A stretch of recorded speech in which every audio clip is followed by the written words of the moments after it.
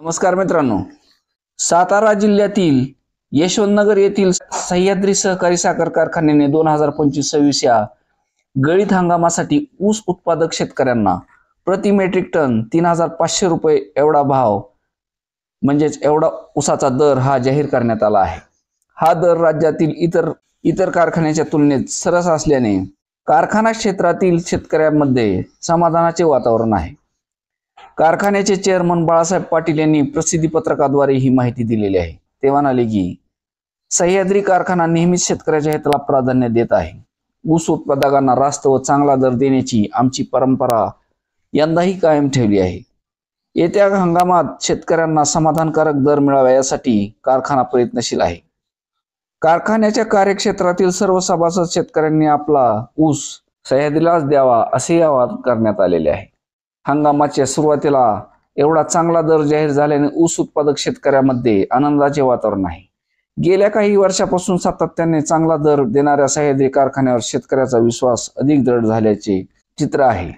यंदा गळीत हंगाम हा 150 दिवसात चालू राहण्याचा साखर आयुक्तालयाचा अंदाज आहे आणि हा हंगाम 150 दिवसाच्या पेक्षा जास्त चालेल असा अंदाज शेतकऱ्यांमध्ये आहे। महाराष्ट्रातील बऱ्याच ठिकाणी ऊस वगळता इतर पिकाचे खूप मोठ्या प्रमाणात नुकसान झाले। अशा परिस्थितीत सध्या शेतकऱ्यांना एकमेव तारणारे पीक उत्पादन म्हणजे ऊस आहे असे शेतकरी सांगतात। त्या ऊसाला चांगला भाव मिळावा यासाठी शेतकऱ्याची धडपड चालू आहे। जो कारखाना शेतकऱ्यांना चांगला ऊस दर देईल त्याच कारखान्याला ऊस शेतकरी देतील असेही बोलले जात आहे। ऊस पीक हे वार्षिक पीक असल्यामुळे एकाच वेळी या पिकाचे पैसे मिळतात, त्यामुळे या शेतकऱ्यांना बाकी कुठलाही आधार नसतो। त्यामुळे ऊसाला चांगला भाव मिळावा यासाठी शेतकरी प्रयत्नशील असतात।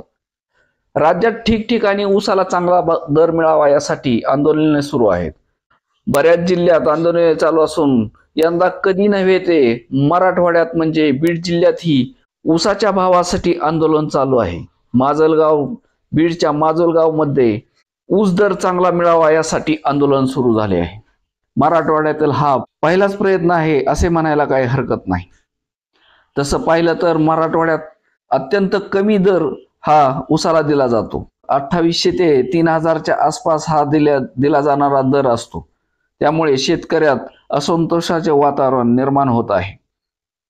मराठवाड्यातील ही शेतकरी आता जागा होत असून हळूहळू आंदोलन करायला सुरुवात झाली आहे। त्यांच्या आंदोलनालाही यश मिळून ते 3000च्या वर दर पदरात पाडून घेतील अशी अपेक्षा आहे। धन्यवाद।